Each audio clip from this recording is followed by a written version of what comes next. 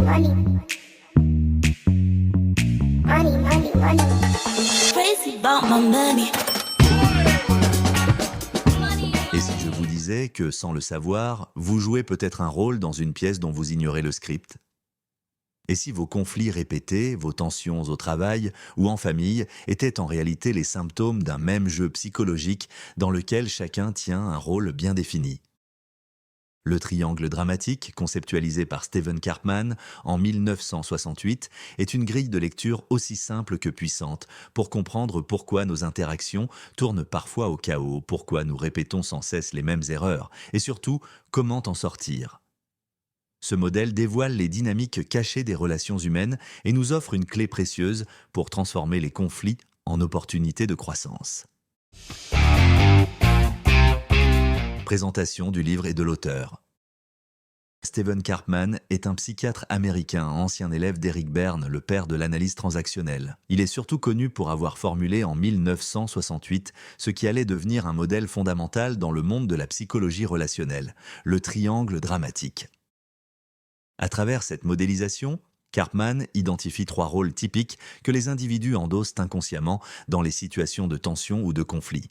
La victime, le sauveur et le persécuteur. Ce triangle n'est pas seulement un outil thérapeutique, il est utilisé dans les domaines du coaching, de l'éducation, de la négociation, du management et du développement personnel.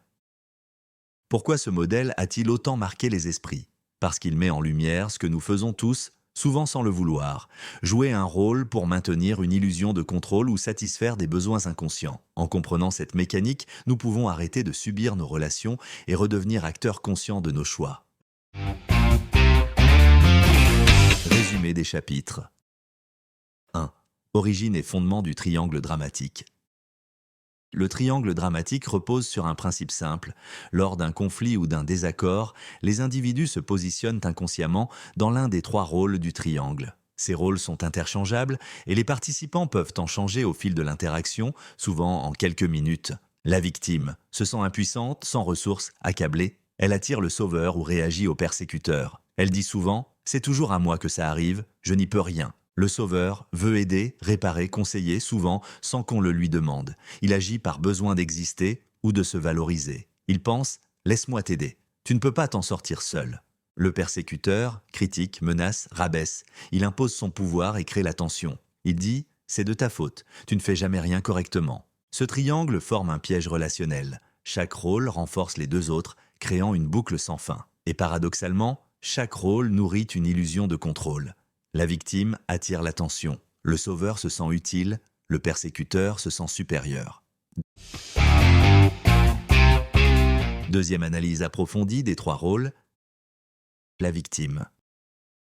Ce n'est pas forcément quelqu'un qui souffre réellement, mais plutôt une personne qui adopte une posture de faiblesse. La victime nie sa responsabilité, se plaint, se sent accablée par les circonstances. Son objectif inconscient est de susciter une réaction, souvent un sauveur ou un persécuteur. Dans cette posture, elle se déresponsabilise. Elle attend que l'extérieur change. Elle attire les sauveurs qui veulent l'aider ou les persécuteurs qui la blâment. Exemple, un collègue qui dit toujours qu'il a trop de travail mais refuse toute délégation ou suggestion. Il veut être plaint, non aidé. Le persécuteur, il se sent fort, supérieur mais agit depuis une position de rigidité et de contrôle. Il impose ses règles, attaque, juge. Il peut être un patron autoritaire, un parent dénigrant ou même un partenaire passif-agressif. Ce rôle cache souvent une peur de la vulnérabilité. En attaquant, le persécuteur évite d'être attaqué. Il n'est pas forcément cruel, il peut être convaincu d'avoir raison et pense agir pour le bien des autres. Exemple, un chef qui critique systématiquement les idées sans proposer d'alternative. Il maintient sa position par la domination. Le sauveur. Le plus trompeur des 3 rôles, il se pense bienveillant, mais agit sans consentement. Il infantilise l'autre, prend la place de celui qui sait mieux et crée de la dépendance. Souvent, le sauveur a besoin d'être aimé, valorisé. Il ne supporte pas que l'autre souffre, non pas pour le soulager, mais pour ne pas avoir à ressentir son propre inconfort. Exemple, un ami qui donne toujours des conseils non sollicités et se vexe si on ne les applique pas. Il s'investit trop, puis reproche aux autres leur ingratitude. Troisième. Comment entre-t-on dans le triangle? L'entrée dans le triangle est inconsciente. Il suffit d'un déclencheur émotionnel, un reproche, une injustice perçue, un stress. En réaction, l'individu endosse un rôle familier, souvent appris dans l'enfance. Un échange peut commencer ainsi. La victime se plaint, attire un sauveur. Le sauveur veut aider, agace la victime qui se sent incomprise, devient persécutrice. Le persécuteur attaque, la victime s'effondre, attire un autre sauveur. C'est un cycle sans fin où les rôles tournent. Une même personne peut les enchaîner en quelques minutes. 4e. Pourquoi reste-t-on dans le triangle ? Parce que ces rôles nous offrent des bénéfices secondaires. Attention, valorisation, pouvoir, justification. Mais ces bénéfices sont toxiques. Ils nous maintiennent dans l'immaturité émotionnelle et dans la dépendance. Nous restons dans le triangle par peur, peur d'être rejeté, victime, peur de l'inutilité, sauveur, peur de la faiblesse, persécuteur. Le triangle est donc une zone de confort dysfonctionnelle. 5e. Comment sortir du triangle dramatique ? Sortir du triangle suppose un travail de conscience et une prise de responsabilité.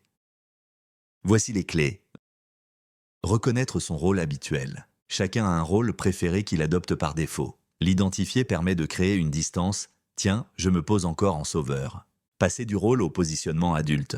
La victime devient responsable. Elle reconnaît sa capacité d'agir, demande de l'aide sans se plaindre. Le sauveur devient coach ou soutien. Il respecte l'autonomie de l'autre, écoute sans imposer. Le persécuteur devient assertif. Il exprime ses limites fermement, sans attaque. S'entraîner à la communication authentique. Utiliser des messages en jeu. Exprimer ses besoins, poser ses limites, refuser les jeux de rôle en restant centré sur les faits et les ressentis. Accepter de lâcher le contrôle. Le triangle est une stratégie de contrôle, de l'image, des émotions des autres. En sortant de ces rôles, on entre dans la vulnérabilité saine. 6e application concrète, comment repérer et désamorcer le triangle. Au travail, attention aux réunions où les rôles sont distribués d'office. Le patron persécuteur, le salarié victime, le collègue sauveur. On peut reformuler les demandes, proposer des solutions, poser des limites. En couple, si l'un sauve toujours l'autre ou si les reproches fusent, il est temps de discuter des attentes mutuelles et des émotions cachées. En famille, les rôles peuvent être hérités. Refuser de jouer son rôle d'enfant victime ou de parent sauveur, c'est souvent le début d'un nouvel équilibre. Ce qu'il faut retenir. Le triangle dramatique est un schéma relationnel toxique mais courant. Il repose sur 3 rôles, victime, sauveur, persécuteur. Ces rôles sont appris, inconscients, mais peuvent être désactivés. La clé, conscience, plus responsabilité, plus communication adulte. Mini-quiz. Quels sont les 3 rôles du triangle dramatique ? Réponse, la victime, le sauveur et le persécuteur. Pourquoi le sauveur peut-il être aussi nuisible que le persécuteur ? Réponse, parce qu'en intervenant sans consentement, il empêche l'autre de développer son autonomie et crée une relation de dépendance. Quelle est la clé pour sortir du triangle dramatique ? Réponse, prendre conscience de son rôle, assumer sa responsabilité et adopter une communication adulte et authentique. Conclusion. Le triangle dramatique nous montre que nous sommes souvent acteurs involontaires de nos propres conflits. Mais il nous donne aussi une immense opportunité, celle de reprendre la maîtrise de nos relations. En identifiant nos schémas, en choisissant de sortir des jeux de rôle, nous devenons des êtres plus libres, plus responsables et surtout plus en paix.